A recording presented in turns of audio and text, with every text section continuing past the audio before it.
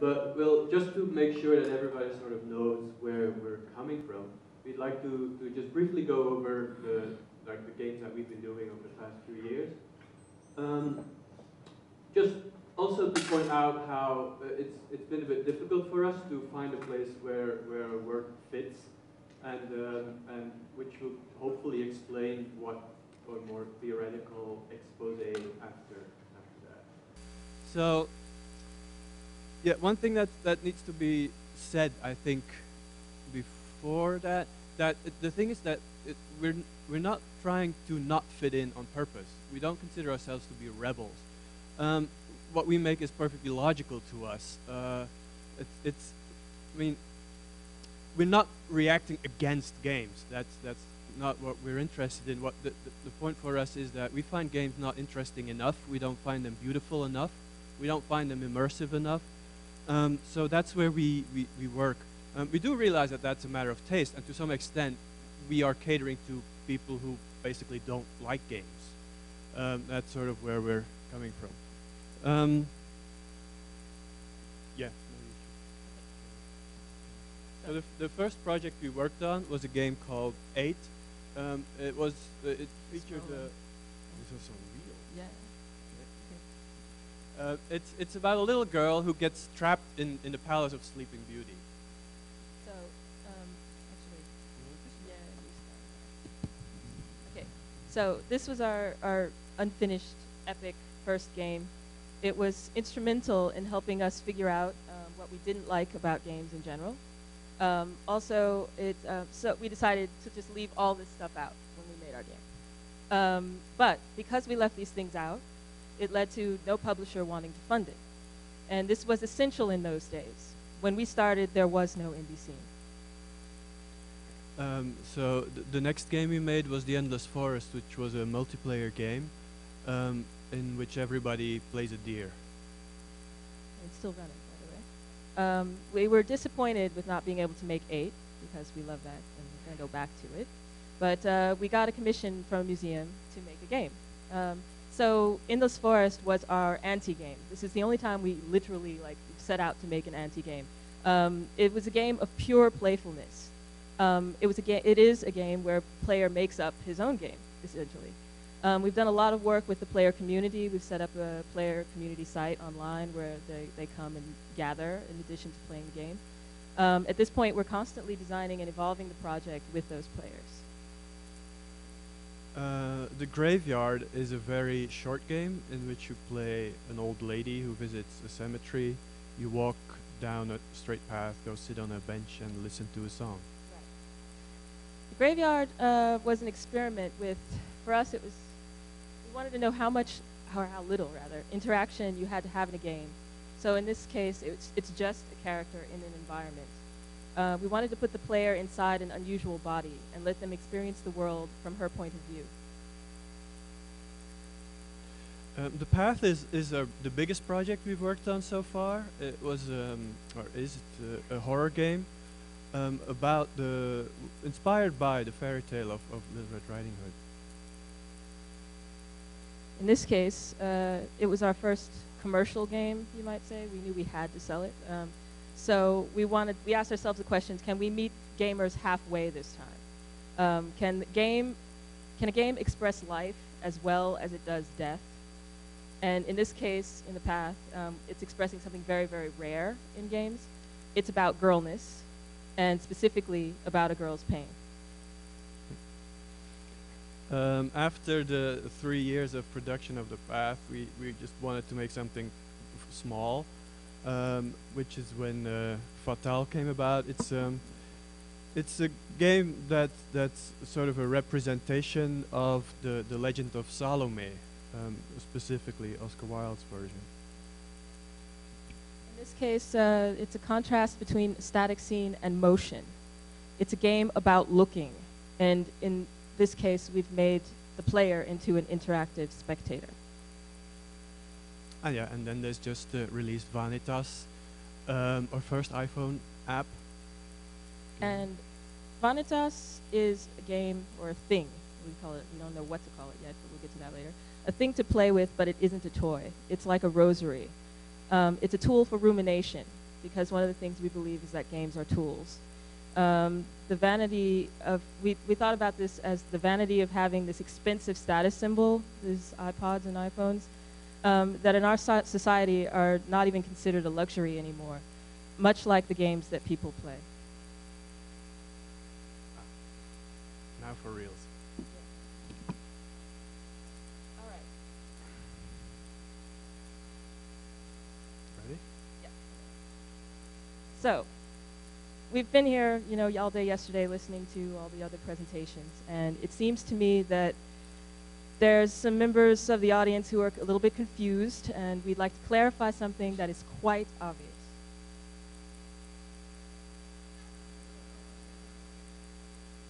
People have been playing games for as long as they have existed. Even animals play games. Life forms with brains seem to have a need for playful behavior. The reasons for this may be medical, psychological, or social. In some species, the playful behavior is competitive. Perhaps these are species that are naturally aggressive, as well as smart enough to realize that playful competition benefits their survival. To achieve that purpose, competition obviously needs to be fair, so they make up rules, and games are born. Art, on the other hand, is not born out of a physical need or an animal instinct. Art is born out of a desire to touch the untouchable, to explore the unknown, to pay tribute to it. Art is born out of a desire for transcendence, a desire for superhuman understanding. But above all, art is a journey made by a person. For both the creator and the spectator, art is an exploration of the self and its environment. There are no rules in art that cannot be broken. There's no goal that does not evaporate as soon as it is discovered. Art enables us to see the mystery and the mundane and recognize the unfamiliar. Art is a conscious act of an author who seeks to communicate with an audience in a language without grammar, in a structure that is undefined and with no predetermined goal and no rewards, but finding yourself. That sort of art, however, is dead. The modernist program of the previous century has eradicated all human aspiration for greatness. It has exposed transcendence as an illusion, and the human individual as a mere bag of bones whose only functions are to vote and to consume. At first, science was put in the place of religion. It expanded to take over the place of art, and only to be dismantled at the end of the century as one more worldview, just another lie. Modernist art has collaborated with this dehumanization of society. At first, it was fresh and welcome, a healthy criticism of values that people might have been taken for granted too easily. But slowly, the rebellion turned into canon. The revolutionaries started frequenting the salons, and the rebels turned into the new bourgeois. At the end of the century, the artists found themselves in a golden cage, safely disconnected from society and spinning around in endless loops of self-mockery and clever irony. This is not the kind of practice that a creative person with a vision wants to be involved in. So, they are not. While museums are getting bigger and more expensive and their collections more tedious and ridiculous, creativity has moved elsewhere. We may not have regained the glory of Vatican-sponsored masterpieces, but work is being done far away from the museum, in the trenches of the internet and the cesspools of generativity and interactivity, on the World Wide Web, and in video games. According to popular perception, video games evolved out of pinball. They started as games to while away some time and money in bars and arcade halls, and moved unscathed through the living room where the technology just kept evolving until video games started resembling interactive movies or talking paintings. Underneath, they were still the same old games, and legend has it that this is why they are so successful. It is true that everybody plays. All humans on this planet play games. We generally try to play more when we are young, and when we get older, we become a bit less interested. We play a game once in a while, but it is a lighthearted activity that we can easily abandon when more important things come along. Not so video games. We spend hours with these things. We can obsess over video games for weeks, for months. We can stop paying attention to our children, to our clothing, to our facial hair. For the sake of video games, these are not the games that we used to know. Somehow, we have managed to make games endlessly more engaging, so much so that addiction is used as a positive buzzword in marketing. But it's not because video games are better games. All experts, many of whom are in this room, agree that, in general, video games are not as good as non-video games. Chess and Go are still considered unrivaled. RPG fans will always praise their dice and rule books over any computerized rendition of Tolkien's universe. Analog games are simply better games. So, what is it that we keep coming back for in video games? Just what is it that makes today's video games so different, so appealing?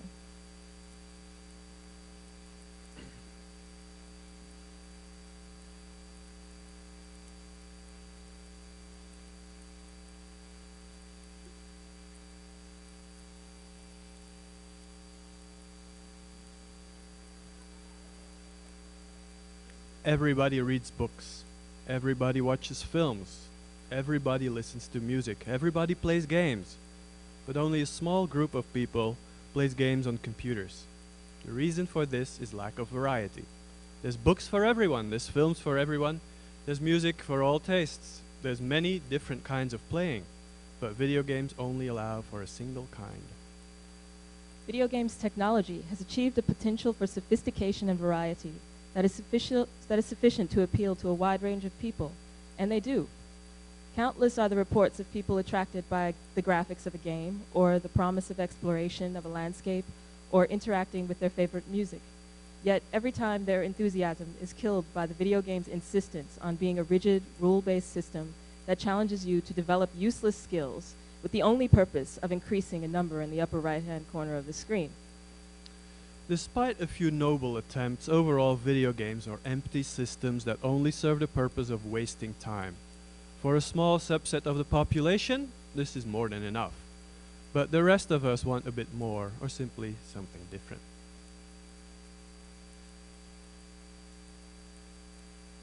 Video games are stuck. Despite the ongoing technical evolution and continuing calls for a new medium, video games have stopped evolving. They have found their comfort zone. Video games are happy. They are happy being exactly what they are. Video games are fun. They nurture our inner child, while the grown-ups are starving. The world is in flames. After centuries of blind belief in unstoppable progress, the humanist machine has come to a grinding halt and is crashing into the old ghosts that we thought had been eradicated. We are defending what's left of our ideologies with the same means that we used to seek to abolish.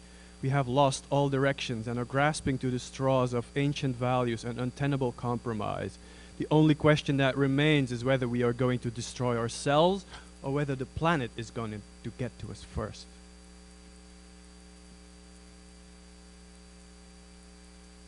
Why can we not get our act together? Because we lack guidance. Because we lack the proper tools to think, to evaluate, and even to enjoy.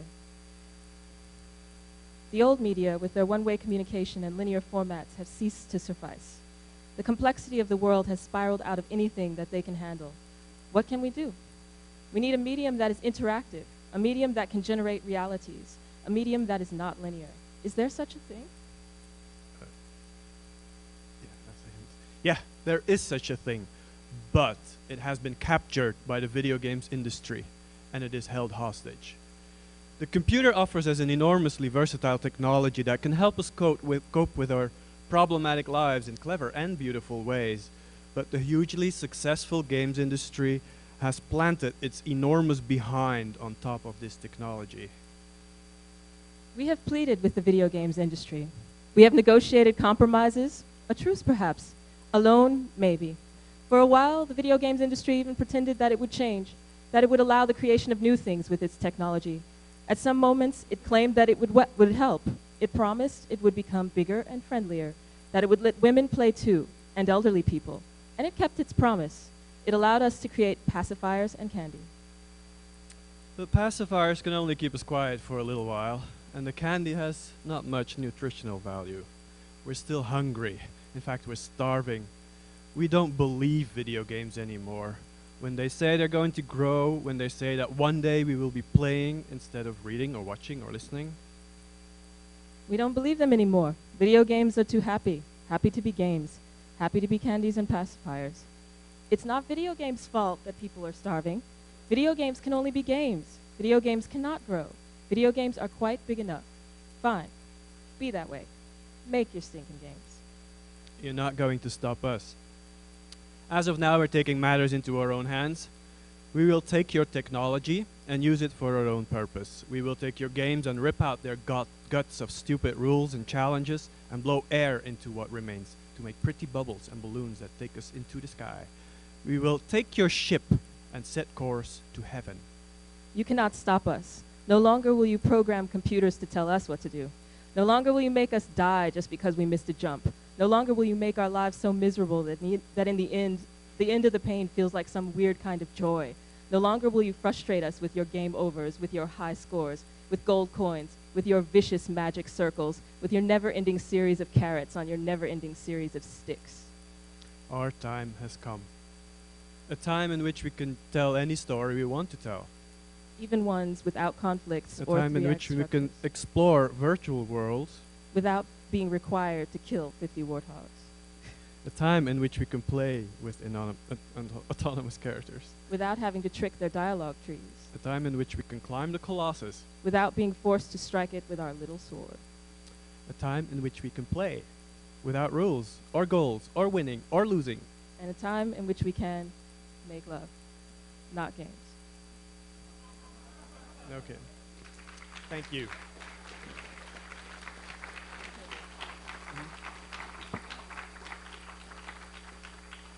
We're not the only designers who think that computer technology has a lot more to offer than dress-up games. But we've been a bit scattered so far, so and whenever we communicate our ideas in public, or even show our work, we meet with the brick wall of intolerance of the games industry and the gamers audience. People like games, and they like them so much that they don't want anybody to make anything else but games. So rather than continuing those endless debates with the Fiero junkies, we have decided to join forces. We're calling this project the Not Games Initiative. It's not a very eloquent word, but that does not matter. The idea is to explore the potential of digital entertainment and art that is not games. By explicitly rejecting the typical game elements of rules and goals and challenges and rewards, we hope to discover new ways to delight and enlighten our audience, ways that give us more freedom in terms of choice of subject matter and emotional response. It's important to point out that not games is not a category of entertainment or art. Instead, it is a method of design, a challenge to designers and artists. Not games is not an ideology either. It's not necessary to radically choose to never make games again. You can make a game one day and a not-so game the other. It's about broadening the spectrum, not about narrowing it down. A few weeks ago, we've started a web forum where we are discussing this new form of design. We have a Tumblr stream where we post movies and pictures and quotes that we find inspiring. We'll start a blog soon with essays, reviews. We're doing contests with certain themes and rules so that we can research certain things deeper. We hope to commission artists at some point to explore this new form of entertainment, and maybe we'll start a sort of label to publish these things.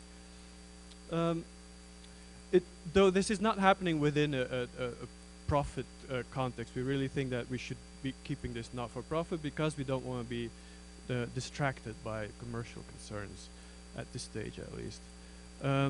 But we hope and believe that our pioneering work with our little group will inspire and encourage a more mainstream designers and create digital entertainment for all the hungry people out there who are not enchanted by video games the way they are now.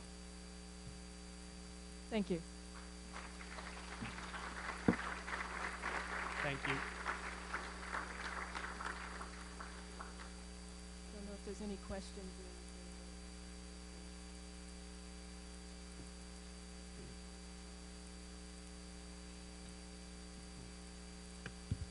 Yeah. Well, you told us. If you're not designing games, would it be fair to say, or would you be willing to say you're designing play? Yeah, that would be fair. That's one of the things. But I think it's also important that we're designing emotions or or designing tools, you might say, for exploring like various emotions or situations, perhaps. It could be a lot of things, but I do believe that there is a lot of play implied in anything interactive. Yeah, well, I just think we're making art, and I think experiencing art is a very playful activity. And the advantage of this, the interactive medium, is that as an artist, you can actually sort of model a lot of that playfulness, which painters and sculptors have a hard time with. Architects have a little bit more tools for that, but with the interactive medium, we can go a lot further with really exploring how people play with this art, and that's exciting to us. I'd like to ask, and avoiding, you know, nasty definitional stuff, right? Art, games, whatever, words. But I would like to ask, at what points in history precisely are you disparaging as abandoning creative and sort of innovative ideas? Because I noticed about maybe a third through the presentation, a lot of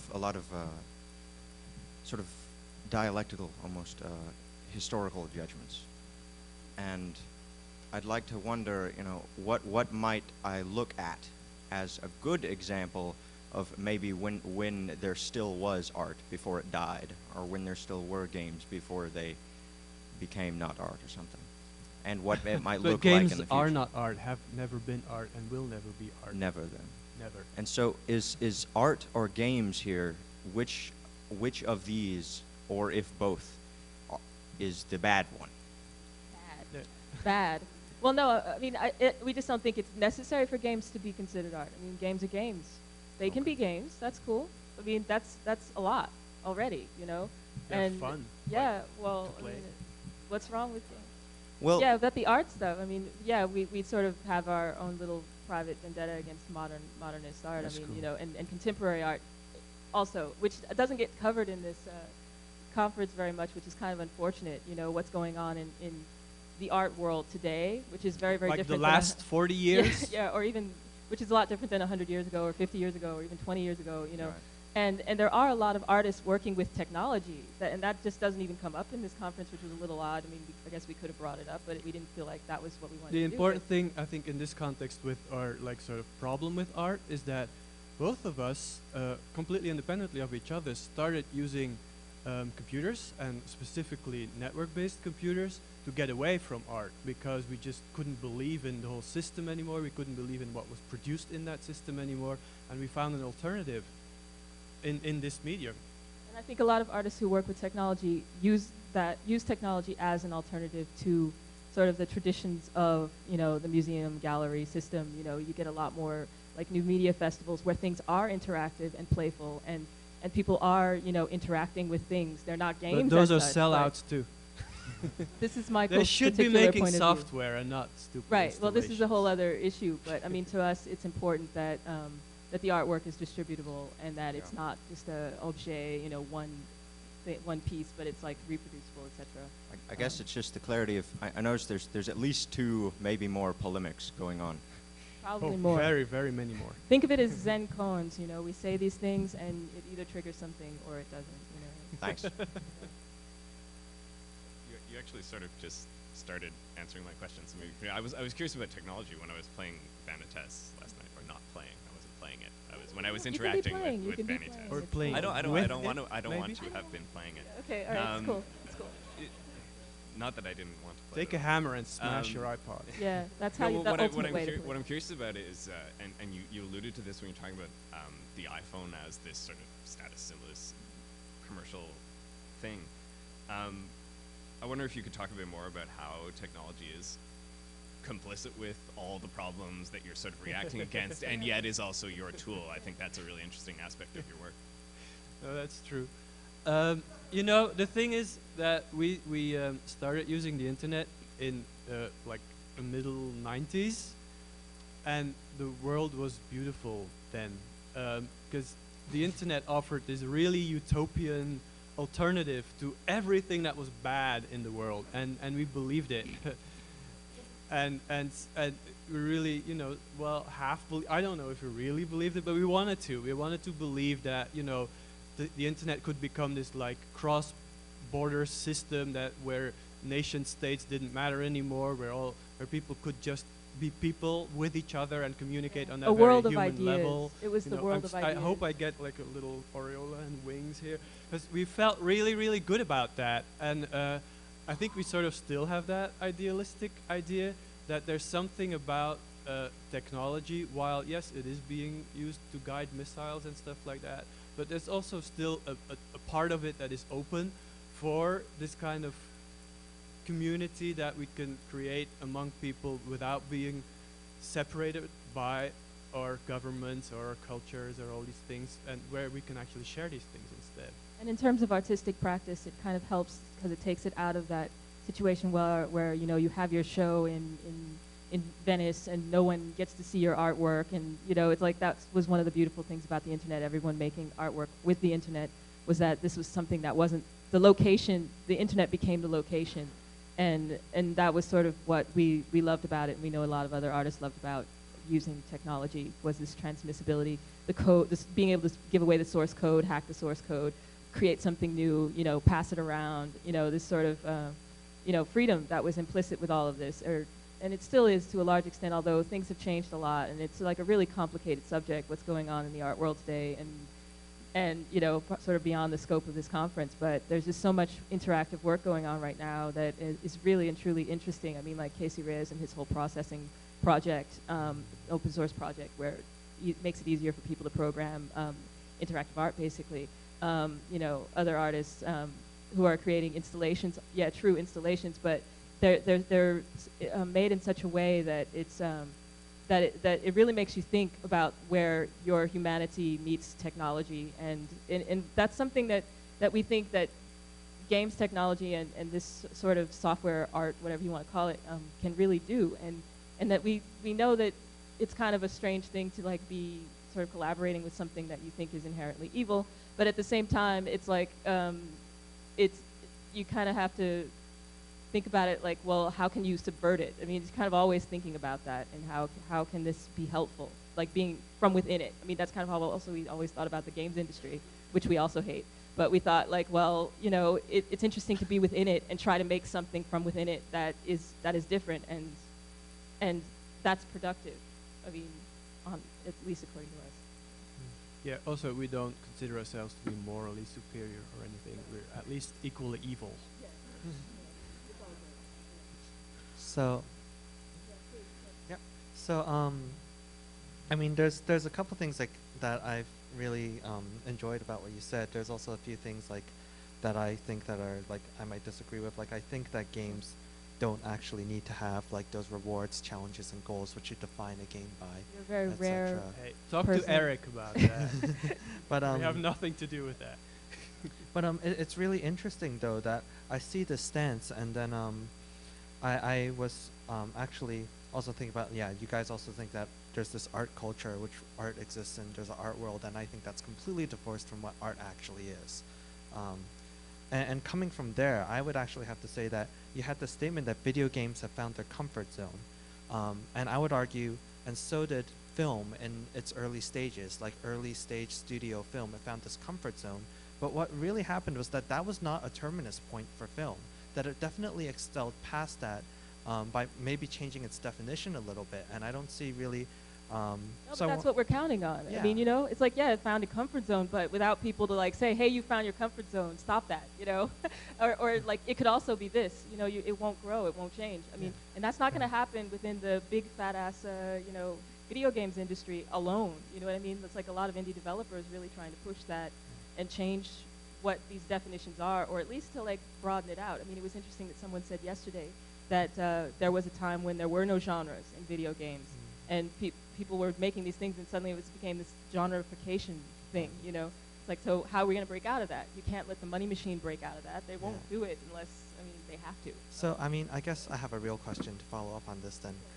Sorry, guys, but so my real question was that there's, I was talking about this probably, I think with you even a little bit yesterday, where Ice Pick Lodge is a Russian studio. They're sort of independent. They're working outside of this genre, and they have a very similar attitude, except the one thing that's really different from you guys is that they actually have this wholehearted belief that the game, in fact, is the new medium of the 21st century, just as film was, and they actually have a lot of faith in that system. And I feel like they actually end up in a very similar place than you, but with this totally different sort of understanding and also definition and attitude of the video game. We've talked to them about that a lot, and we totally are down with what they're doing. I mean, we're not.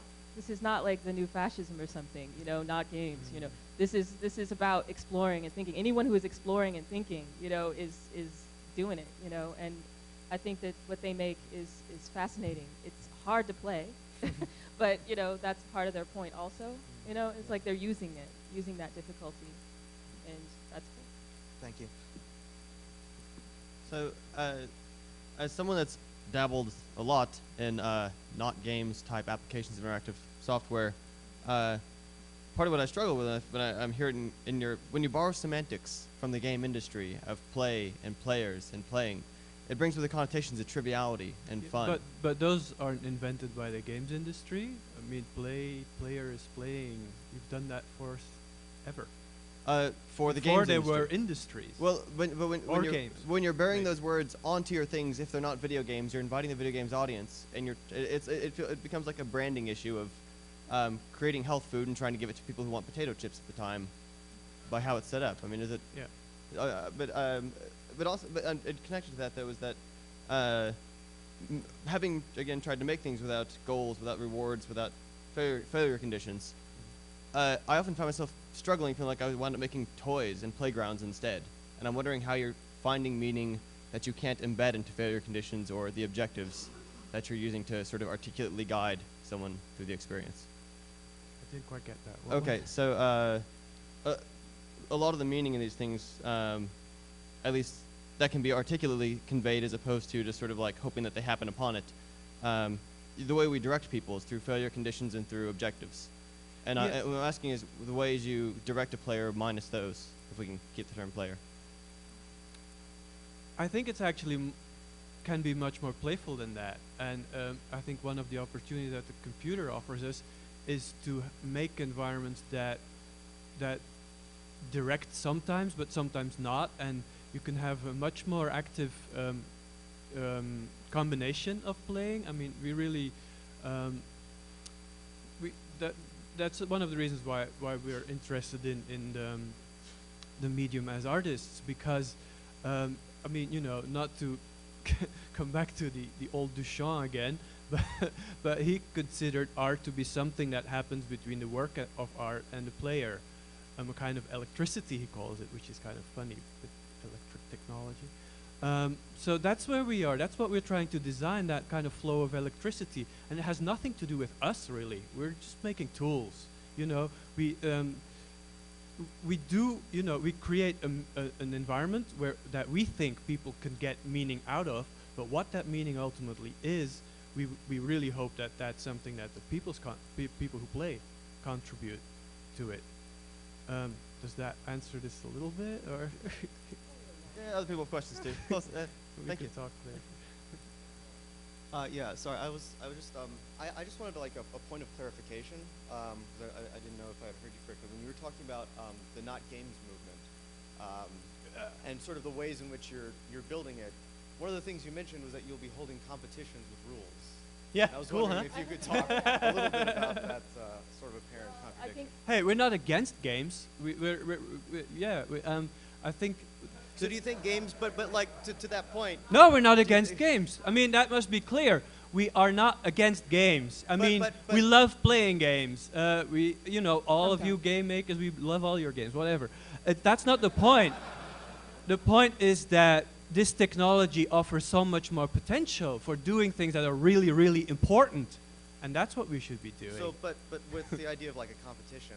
Excuse me? With the idea of a competition. Yeah, it's kind of funny because the way it's set up so far, the people who are participating, it's like everybody wins. You know, it's like, it's kind of funny. It's like competition is almost the wrong word. I see. But no, maybe yeah, at competition is a later bad date, word. I don't really know what, but the rules are important, I think, because if you set up like certain constraints, like, okay, you say it has to have this title, for instance, and it has to be single player, and it can only last 5 minutes. I think that sort of is very stimulating for creativity. So I guess then there's like the more subtle point you're making that rules in and of themselves are not bad, like winners and losers are bad. No, there's no. They're not bad. I mean, they're fun. They're just not but you're very. not interested They're in just winners not and very losers. meaningful. You can't do a lot with it in terms of communication and you know experiencing connections with the universe, whatever, human emotions. We find them very, very limiting, and we find it kind of absurd to limit yourself always to that. I mean, you know, sometimes it might be appropriate, but sometimes not. And why just always think I have to make a game and it has to have a goal and there has to be a winner? There's absolutely no reason for that. Great. Thank you very much. Thank you.